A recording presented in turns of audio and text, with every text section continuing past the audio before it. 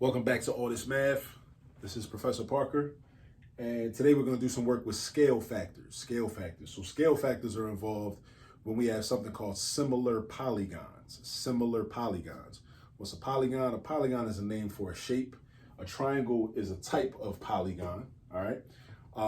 When two polygons are similar, or when two triangles are similar, that basically means that like one of the triangles is just a bigger version of the other triangle, or one of the triangles is just a smaller version of the other triangle. And they're similar, which means they have a scale factor because each of the corresponding sides. So when I say corresponding sides, what does that mean? What is a corresponding side? A corresponding side is, for example, the left side of this triangle is right here, this vertical side, right? Vertical line. It corresponds to the left side of the big triangle. The base of the triangle, the little triangle, corresponds to the base of the big triangle. The other leg, which we don't have a right angle symbol here, but let's say the side that looks like it will be a hypotenuse. We don't know if it's a hypotenuse, but it looks like it could be a hypotenuse. This corresponds to the side in this triangle that looks like it could be a hypotenuse. When we do in geometry, we can't make assumptions like that because assumptions can be dangerous, right? If there's no right angle symbol, we can't assume that it's a right angle. If we don't know that this is a right angle, then we don't know that this is a hypotenuse. We can just say that it looks like it, but we can't confirm that that's what it is though. All right, so similar polygons, they have corresponding sides that are in the same proportion, right? Meaning the relationship between 8 and 12 is the same as the relationship between 6 and 9, which is also the same as the relationship between 10 and 15. Now, let's do some math just to prove that, right? So we set up a proportion, including 3 fractions. So and it don't matter what order we do it in. Let's say we do 8 over 12, and I'm saying that's equal to 6 over 9, which is equal to 10 over 15. Now, this does require that we know a little bit about fractions, right? We got to know a little bit about fractions. But what we're going to do is we're going to reduce or simplify each of these 3 fractions, and we should get the same value, right? So between 8 and 12, the greatest common factor is 4.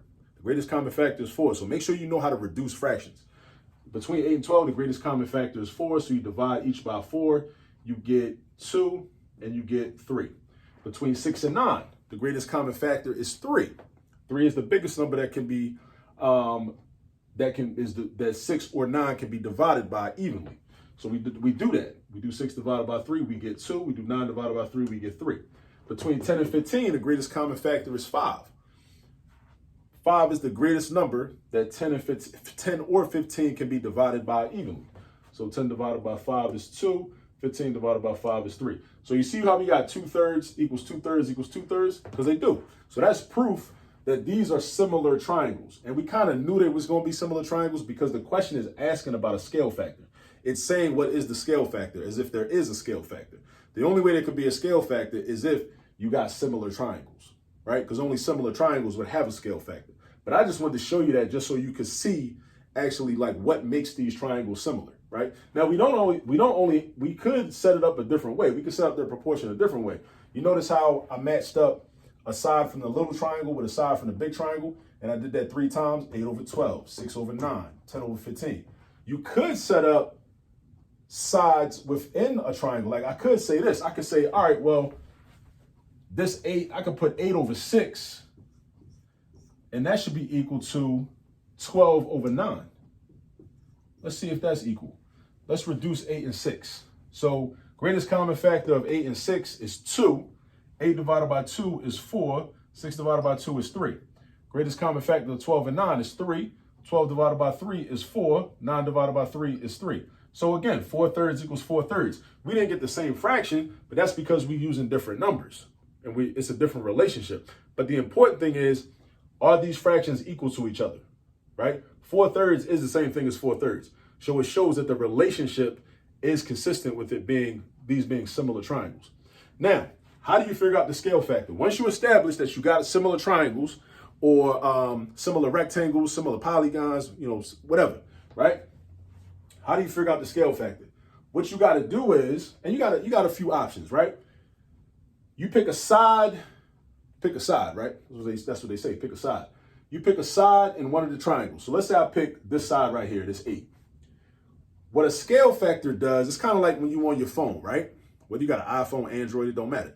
When you're taking a picture, you know how you zoom in or you zoom out?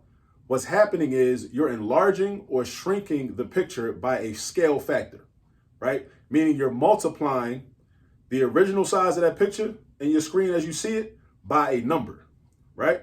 So right now, this side is 8.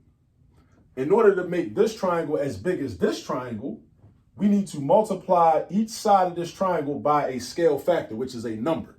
So our job is to figure out what that number is, right?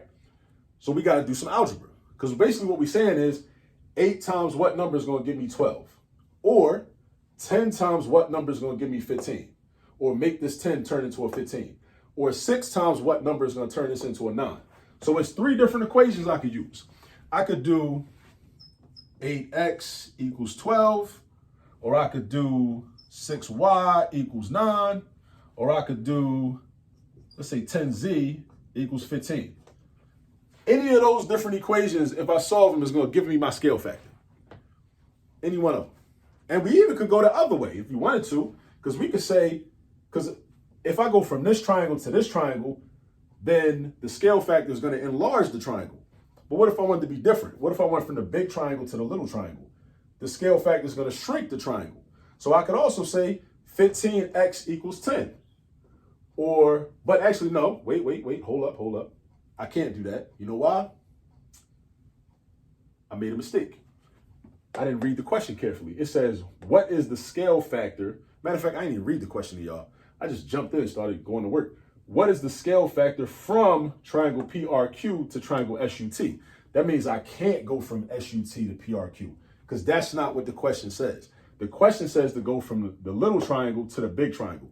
It don't say either or. It don't say go from the big triangle to the little. It says go from the little triangle to the big triangle. So I'm going to chill on that. I'm not going to do 15x equals 10, because that would be wrong. That's a different question altogether. But these are good equations, each of these, right? So then you just solve for x. So you got to know a little bit of algebra. Your goal is to isolate x by itself. So we got to get rid of this 8 in this equation. We do the opposite operation of multiplying, which is division. So we're going to divide by 8 on the left side, divide by 8 on the right side. 8 divided by 8 is 1. That gives us 1x, which is just x. And then we reduce this fraction. 12/8 is the same thing as 3/2. Because the greatest common factor is a 4. 12 divided by 4 is 3. 8 divided by 4 is 2. So we got 3/2, which is also the same thing as 1.5. So I would prefer to get an answer in a decimal format, which would be 1.5. If I solve this equation, I'm going to get the same thing. 1.5, 1.5. Either way. So that's how you find the scale factor. You got to identify your corresponding sides. Right? You got to do that. And then you got to set up an equation. So if 8 corresponds to 12, what's happening is 8 is being multiplied by a scale factor in order to turn the 8 into a 12. Again, think about it in terms of a real life example, like on your phone, when you zoom in, right? The picture gets bigger, right? When you zoom out, the picture gets smaller, right? Same concept. Like in the technology we use every single day. Like this is real life math, right? That's how our phones work. That's how our cameras work. All right. So, or 10 times what number is going to make this a 15? Or 6 times a number, a scale factor, is going to make this a 9. All right. So that's a little bit about scale factors. Get some practice. Practice this so you can master this, so you can become very familiar with scale factors. Oh, and also I forgot to say, shout out to Coppin State University down in Baltimore. Shout out to the ancestor, Fannie Jackson Coppin, all of the teachers that were trained at Coppin State University throughout history, and the people that go to Coppin State University today. Shout out to them and all the other alumni. All right, go get some practice on scale factors. I'll see you on the next video. Peace.